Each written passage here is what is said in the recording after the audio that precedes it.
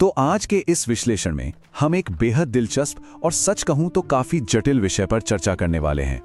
हम राजनीतिक विश्लेषक संदीप देव के उन दावों की गहराई में जाएंगे जो उन्होंने आरएसएस, भाजपा और पाकिस्तान के कथित संबंधों को लेकर किए हैं।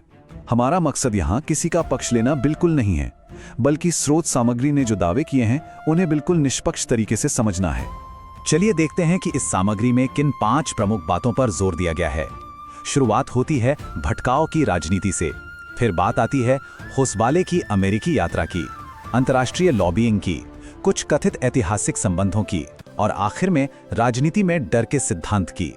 तो पहली चीज जिस पर स्रोत बात करता है वो है भटकाव की राजनीति, जिसे उन्होंने एक नूरा कुश्ती या फिक्स मैच का नाम दिया है। इसे ऐसे समझिए, स्रोत का दावा है कि मुख्य धारा की दोनों बड़ी पार्टियां जानबूझकर एक दूसरे के विदेशी दौरों के खर्चों में उलझी रहती हैं। जैसे कांग्रेस हमेशा प्रधानमंत्री की 96 विदेश यात्राओं और उनके 815 करोड़ के खर्च पर सवाल उठाती है। वहीं जवाब में भाजपा राहुल गांधी की ओमान सहित 54 यात्राओं और उनके 60 करोड़ के खर्च को मुद्दा बना देती है। अब सवाल ये है कि इन राजनीतिक बहसों के शोर में असल में छिप क्या रहा है। सामग्री के अनुसार वो है अपंजीकृत आरएसएस की विदेशी गतिविधियां। दावा यह है कि नेताओं के दौरों पर तो खूब बात होती है, लेकिन आरएसएस की विदेशी गतिविधियों पर कोई जांच नहीं होती, वो पूरी तरह से रडार के बाहर रह जाती हैं।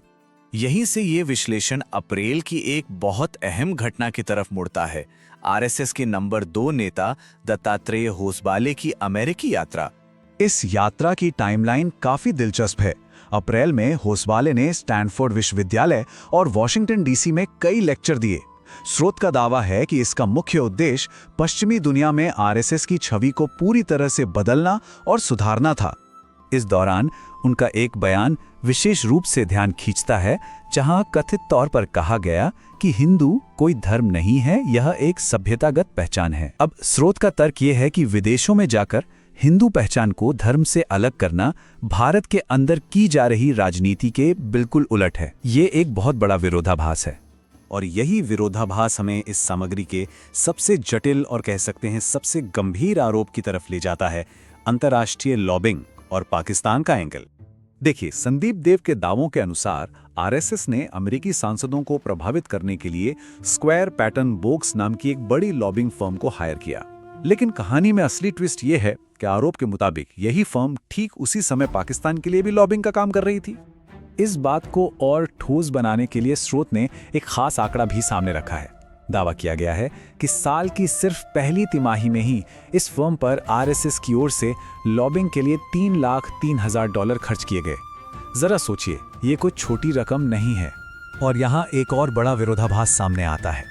एक तरफ तो पुलवामा हमलों के बाद से भारत सरकार का आधिकारिक स्टैंड बिल्कुल सख्त है कि पाकिस्तान से कोई बातचीत नहीं होगी, लेकिन दूसरी तरफ स्रोत का दावा है कि अमेरिका से लौटने के बाद आरएसएस कथित तौर पर पाकिस्तान के साथ बातचीत के दरवाजे खुले रखने की वकालत कर रहा है। संदीप देव का दावा है कि ये नीति में आया कोई अचानक बदलाव नहीं है। उन्होंने रक्षा मंत्री के शंघाई सहयोग संगठन में दिए गए एक बयान का भी जिक्र किया, जहां उन्होंने कथित तौर पर कहा था कि आतंकवाद का कोई धर्म नहीं होता।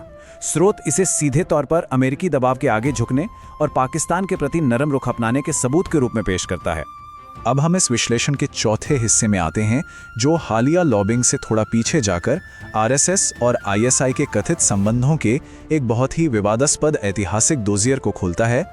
इस हिस्से में कई पुराने अदालती मामलों का हवाला दिया गया है।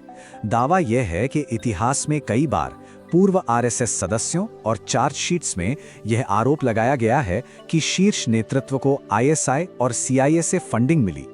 इसमें श्याम आप्टे के अदालत में किए गए दावे, कर्नल पुरोहित की चार्जशीट और स्वामी असीमानंद के कथित बयानों को प्रमुख सबूतों के तौर पर पेश किया गया है। और बात सिर्फ इतिहास तक सीमित नहीं है। विश्लेषण में उन कई चेहरों का भी जिक्र है जो हाल ही में जासूसी या टेरर फंडिंग के मामलों में पकड़े गए हैं, जैसे डीआरडीओ के राज बेचने वाले प्रदीप कुरुलकर या आईएसआई जासूस ध्रुव सक्सेना। स्रोत का आरोप है कि कन्हैयालाल के हत्यारे रियाज अतारी और टेरर नेटवर्क चलाने वाले बलराम सिंह जैसे लोगों के भीतर सीधे तौर पर संगठन या उसके अल्पसंख्यक विंग से जुड़े हुए थे।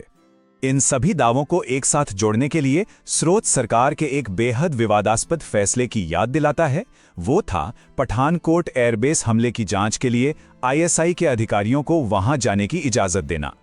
विश्लेषण के अनुसार ये कदम इस कथित गहरे और छिपे हुए रिश्ते का एक और बड़ा प्रमाण है। तो ये सारे ऐतिहासिक दावे और आज की घटनाएं आखिर किस दिशा में इशारा करती हैं? आइए इस विश्लेषण के 5वें और आखिरी हिस्से पर चलते हैं, राजनीति में भय का सिद्धांत। यहाँ संदीप देव ने एक पूरा कथित चक्र समझाया है। उनका तर्क है कि सत्ताधारी पार्टी जानबूझकर देश के अंदर पाकिस्तान के खतरे और डर का एक माहौल बनाए रखती है। क्यों? ताकि डरा हुआ हिंदू मतदाता एकजुट रहे और चुनाव जीतना आसान हो जाए। और आरोप यह है कि इसी दौरान पर्दे के पीछे पाकिस्तान के साथ भू राजनीतिक संबंध और लॉबिंग भी लगातार जारी रहती है। तो इस पूरे विश्लेषण के अंत में एक बहुत ही अहम और उकसाने वाला सवाल हमारे सामने आता है। क्या ये महज अलग थलग राजनीतिक विरोधाभास हैं जिन्हें हम रोज देखते हैं, या फिर वाकई ये किसी बहुत गहरी छिपी हुई भू राजनीतिक रणनीति का हिस्सा है, जैसा कि इस स्रोत ने दावा किया है? सोचने वाली बात है ना?